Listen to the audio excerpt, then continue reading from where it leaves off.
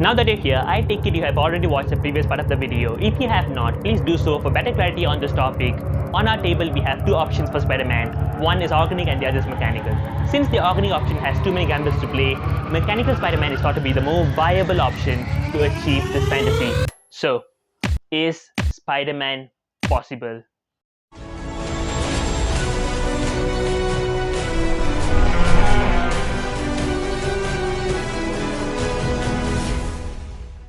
The foundation of mechanical Spider-Man is to leave most of the burden to technology. Although basic strength and skills are a must to become a Spider-Man anyways. So let's start checking the chances. If we are really going to build a mechanical Spider-Man, we will need a multifunctional suit similar to the one built by Tony Stark. When it comes to strength, speed, and flexibility, we all know it's a given possibility. We can line the suit made of iron and more durable alloys with artificial muscles. Artificial muscles are basically man made components to perform the very function of our own muscles. This means a great percentage of weight will be handled by the artificial muscles in the suit, as very little effort will be required from our natural muscles. In the meantime, the use of hydraulic and spring principles is going to make things a lot easier for strength. For speed, small jet engines can be used to provide higher thrust force, while artificial muscles play their part with the acceleration muscles. Well, flexibility will need some of a person's humanly ability, still, with a thoughtful design, it is perfectly covered. So, first check for mechanical Spider-Man. Secondly, SpiderSense definitely needs extra attention. Dealing with sensors in machine is something we are still developing. Until now, we can say that building perfect sensors that match human organs is still a hard way ahead, let alone building sensors that can exceed our senses. Whatever it is, to the question whether we can match SpiderSense ability through a mechanical approach, all we can say is that it's not impossible. I mean, no one has ever tried to go beyond that, as sensory technology always sets up humans as the ideals. It may be years before one can develop sensors that can give us lightning reflexes. If we built it in the near future, it'll be a complex system.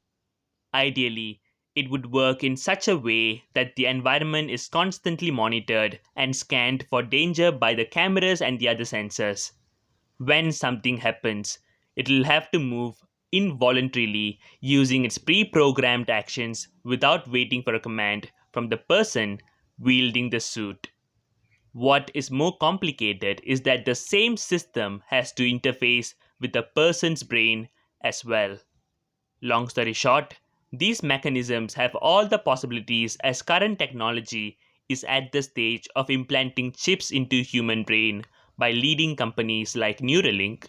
While we have no doubt SpiderSense is a surely achievable future, we have to admit it is not applicable in the present.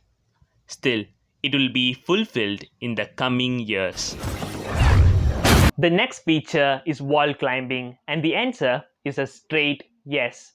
There are so many ways we can achieve this, from a mobility gear that shoots up highly tensed anchors to the higher concrete, to engines like that of Iron Man. Tackling the wall as an obstacle has so many open options. I mean, if you want to really get to the top of a wall, you can use anything at all, but that isn't what we wanted, right? All we need is the classic way of dealing with the wall by freely climbing it. And that is where we have more specific things to think about. The thing about a suit is that the more you want to add on functions that can allow you to do more, the heavier and more expensive it will have to get. In our case, there are so many billionaires out there who could cut off finance from our list of problems. However, the increasing mass of the suit is the main concern. Before we get to that, we have to know how we are going to perform the climbing. Like it was suggested in the previous video, plungers using the pressure application can actually be a reasonable choice. But If we need things to be a little fancier, we can develop something like the tawny things that came out of Peter Parker's fingers in the Sam Raimi's trilogy, except these needle-like components will be lined at the external part of the suit. These can be programmed to be flicked out when we place our legs or hands for anchor, and pulled in involuntarily when we displace the limbs to move up or down the wall. Technically, we are coming at a feature that has to be connected to the complex system we talked about earlier. But we've got this covered. All that matters, we can climb the wall using the closest way possible to the ideal Spider Man from the movies. Last but not least, the web production is going to take a new turn since we decided to bring in mechanical suits for a hand. Obviously, the biggest problem is eliminated. Since the web doesn't have to come out of blood anymore, we are safe to use materials that will give a higher durability to the web. As a replacement, inbuilt web shooters should be put to use. Well, building a working web shooter is not at all a problem. There are so many successful DIY devices out there proving this a success. With a little more chemistry and impressive engineering, we can build a web shooter efficient enough, filled with the web fluid that will release out strings strong enough to withhold the weight of the suit and the person inside it. This means all the core features that make up Spider Man have been checked in terms of the possibilities. But let's not forget that we have two more additional features to take into consideration. First, is the system advanced enough to handle all these features together in a suit? We have to test and make sure all the functions are fail safe.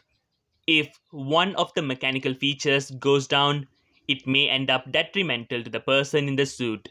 In reality, we can partly be sure that such a complicated system, technically one that matches Jarvis built by Tony Stark, can exist in this period of time yet.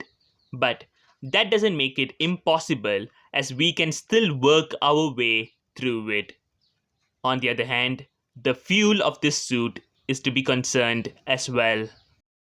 In our opinion, only nuclear power will be able to supply this power thirsty suit, as well as to keep the weight of the suit manageable. This is because we are not sure how many more components are going to go into this suit, and surely it will be extremely heavy. And adding up more weight means only one thing: it's going to make things a lot harder when it comes to moving freely and easily in the suit, which may destroy our desires ultimately.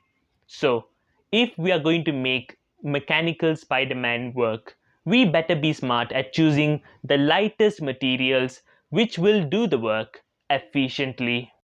Ending up at evaluation: strength, speed, flexibility, 100 per 100 chances. SpiderSense, 30 per 100 chances. Wall climbing, 90 per 100 chances. And then finally, web production, 100 per 100 chances. Throughout this process, we never discussed swinging skills, as it's definitely achievable as long as the web is strong enough, since it's something like playing the swing after all. Now, we can say that becoming Spider Man is not as easy as it was shown in the movies because it requires a lot of groundwork. Undeniably, creating the organic and mechanical Spider Man, respectively, will be more of a toll than combining the features to reach our goal.